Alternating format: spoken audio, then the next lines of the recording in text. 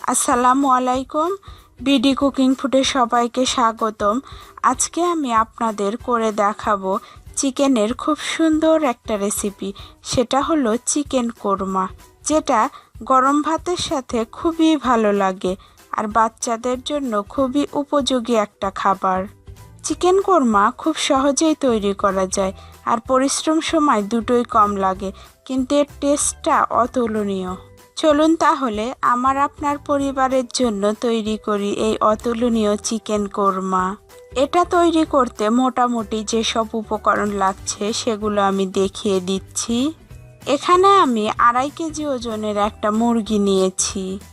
আরও নিয়েছি টক দই 1 কাপ পরিমাণ, গরম মশলার গুঁড়া 1 টেবিল স্পুন, ধনিয়ার গুঁড়া 1 টেবিল স্পুন, লাল মরিচের গুঁড়া 2 টেবিল স্পুন, লবণ স্বাদ মতো, পেঁয়াজ 1 কাপ বেরেস্তার জন্য, তেল পরিমাণ মতো, তেজপাতা 2টা, সাদা এলাচ 5 পিস, দারুচিনি 4 টুকরা, কাঁচামরিচ 7-8টি।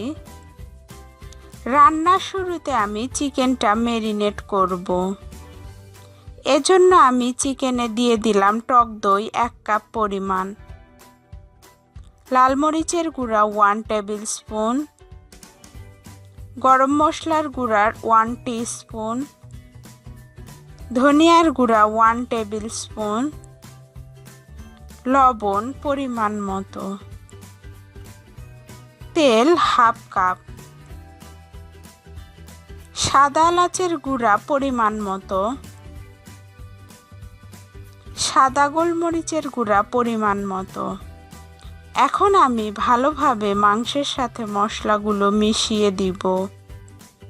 চিকেনটা আমি 1 ঘন্টার জন্য ম্যারিনেট করে রাখব। রান্নার শুরুতে আমি ক্যারামেল তৈরি করে নেব। এজন্য একটা প্যানে তেল দিয়ে দিলাম 1/2 কাপ পরিমাণ। এটা কিন্তু সয়াবিন তেল। তেল গরম হয়ে এলে দিয়ে দিলাম চিনি 1 টেবিল স্পুন। এখন ভালোভাবে নাড়িয়ে চিনি মিশিয়ে দিতে হবে। দেখুন এরকম সুন্দর ক্যারামেলের কালার আসবে। এখন এতে দিব আগে থেকে পানিতে গুলিয়ে রাখা 1 টেবিল স্পুন পরিমাণ লাল মরিচের গুঁড়া। এটা যখন দিব তখন অবশ্যই চুলা অফ রাখবো, তাহলে ফুটবে না।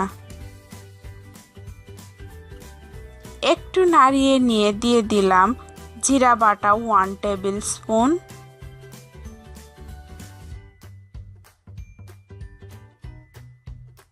আদা বাটা 1 টেবিল স্পুন, রসুন বাটা 1 টেবিল স্পুন। এখন চুলা জ্বালিয়ে মশলাগুলো সুন্দর করে কষিয়ে নেব।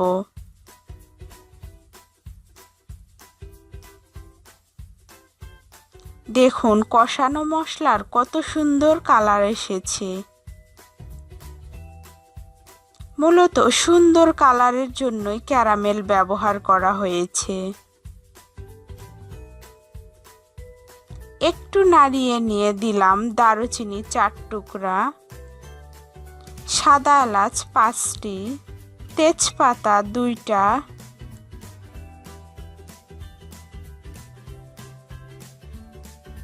লবণ পরিমাণ মতো।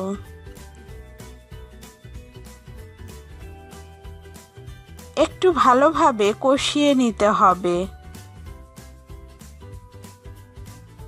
আমার কষানো প্রায় শেষ। এখন আমি এতে ম্যারিনেট করা মাংসটা দিয়ে দিলাম। ভালোভাবে মশলার সাথে মাংসগুলো মিশিয়ে দিলাম। এখন আমি এভাবে ঢেকে দিয়ে 1 ঘন্টা রান্না করব। বলক উঠে এলে নাড়িয়ে দিলাম। এই 1 ঘন্টার মাঝে আমি কয়েকবার নাড়িয়ে দেব।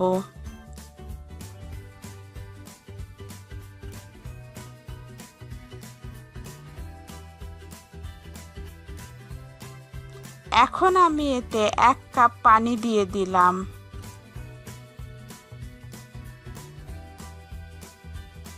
এই রান্নাটা কিন্তু আমি অল্প আঁচে ঢাকা দিয়ে করব।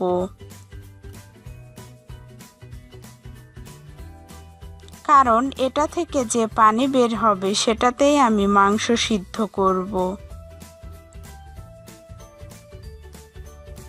আমি ঢেকে দিয়ে 15 মিনিট রান্না করব।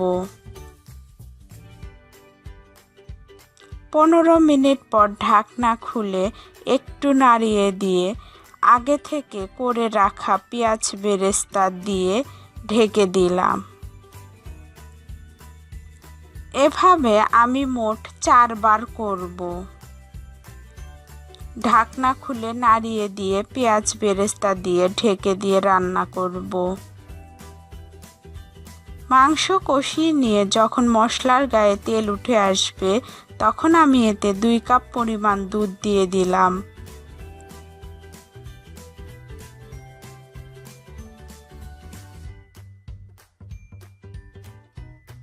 একটু নাড়িয়ে দিয়ে এতে আরো অ্যাড করলাম কয়েকটা কাঁচামরিচ।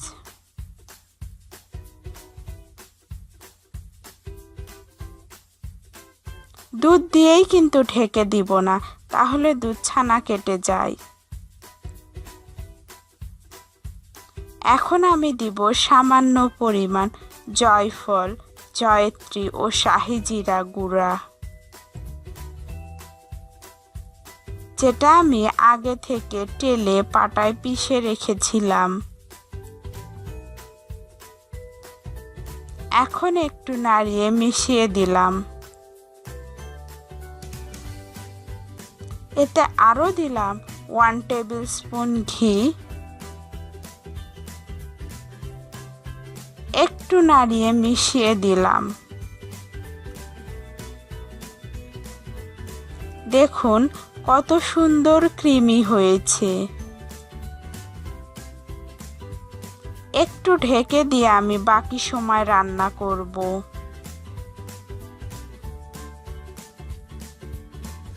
ঢাকনা খুলে বাকি পেঁয়াজ বেরেস্তা দিয়ে দিলাম।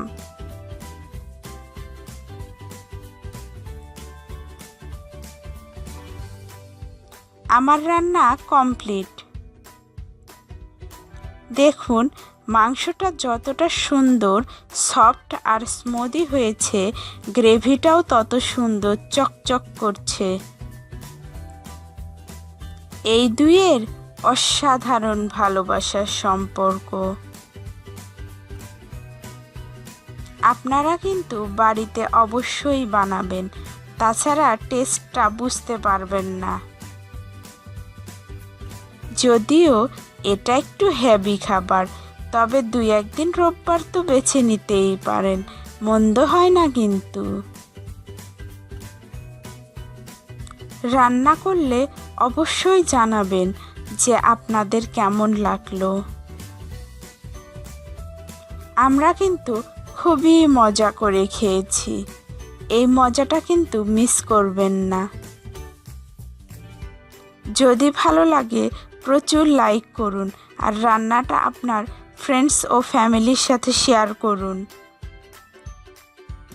এরকম আরও নিত্য নতুন রান্না পেতে আমার চ্যানেলটি সাবস্ক্রাইব করুন।